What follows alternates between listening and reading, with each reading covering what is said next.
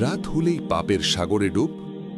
আল্লাহ সুবহানাহু ওয়া তাআলা বলেন, আর আমি তোমাদের নিদ্রাকে করেছি বিশ্রামের জন্য। সূরা আন-নাবা 9। তিনি আরও বলেন, আর তিনিই তোমাদের জন্য রাতকে করেছেন আবরণ, নিদ্রাকে করেছেন আরামপ্রদ এবং দিনকে করেছেন জাগরত থাকার সময়। সূরা আল ফুরকান 47। রাত আমাদের জন্য এক বিরাট নিয়ামত। দিনভর পরিশ্রম শেষে শরীর মনকে শান্তি দেওয়ার সময় হল রাত।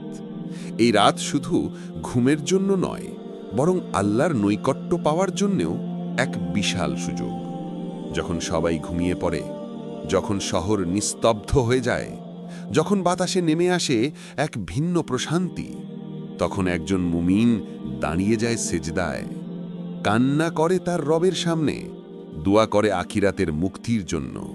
কিন্তু আফসোস, আজকের বাস্তবতা একেবারেই উল্টো। রাতকে বানানো হয়েছে পাপের বাজার। আজ আমরা দেখি কেউ সারা রাত রিলসে ডুবে আছে, কেউ সিনেমা আর নাটকের চরিত্রে হারিয়ে যাচ্ছে, কেউ মিউজিক, গান আর বেহায়াপনায় সময় নষ্ট করছে, কেউ আবার অবৈধ সম্পর্ক, পরকিয়া, জিনা ও ব্যভিচারে ডুবে আছে।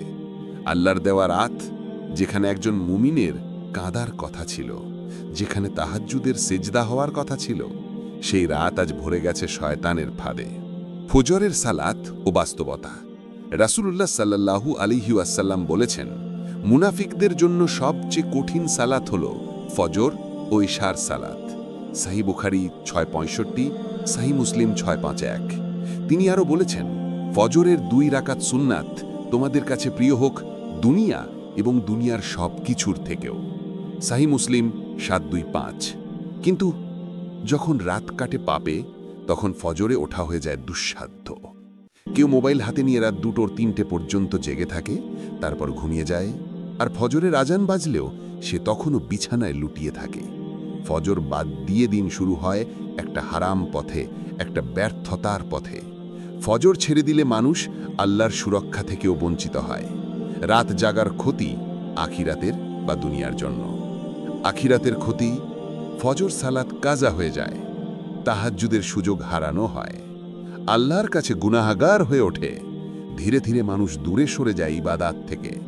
দুনিয়ার ক্ষতি, বৈজ্ঞানিক প্রমাণ, মনোযোগ নষ্ট হয়, স্মৃতিশক্তি দুর্বল হয়, হৃৎপিণ্ডের রোগের ঝুঁকি বাড়ে, হরমোনের ভারসাম্য নষ্ট হয়, প্রজনন সমস্যা, ইনফার্টিলিটি দেখা দেয়, ইমিউন সিস্টেম দুর্বল হয়ে পড়ে, বারবার ঠান্ডা, জ্বর আর ইনফেকশন হয়, স্থূলতা ও অতিরিক্ত খাবার প্রবণতা বাড়ে, গ্যাস্ট্রিক আর অ্যাসিডিটি দেখা দেয়, মানসিক স্বাস্থ্য নষ্ট হয়, ডিপ্রেশন, অ্যাংজাইটি, বিরক্তি আর স্ট্রেস বাড়ে। অর্থাৎ রাত জাগা মানুষকে ধ্বংস করে দেয় শরীরেও, মনেও আর আত্মাতেও।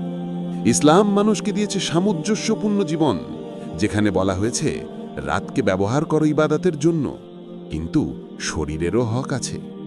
রাসূল সাল্লাল্লাহু আলাইহি ওয়াসাল্লাম বলেছেন, ইশার পর অতিরিক্ত আলাপ আলোচনা অপছন্দনীয়। সহিহ বুখারী 568। তিনি আরও বলেছেন, তোমার শরীরেরও তোমার ওপর হক আছে।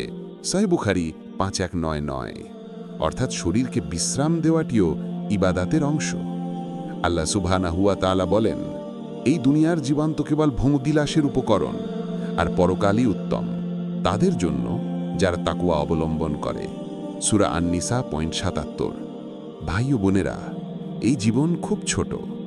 আজ আমরা যদি রাতকে নষ্ট করি, আগামীকাল ফজরের আলো আমরা হারাব। আসুন এখন থেকেই সিদ্ধান্ত নিই, রাতের ঘুম হোক নিয়াতের সাথে, রাতের জাগরণ হোক তাহাজ্জুদের জন্য, ফজর হোক কোরআনের আলোয় ভরপুর।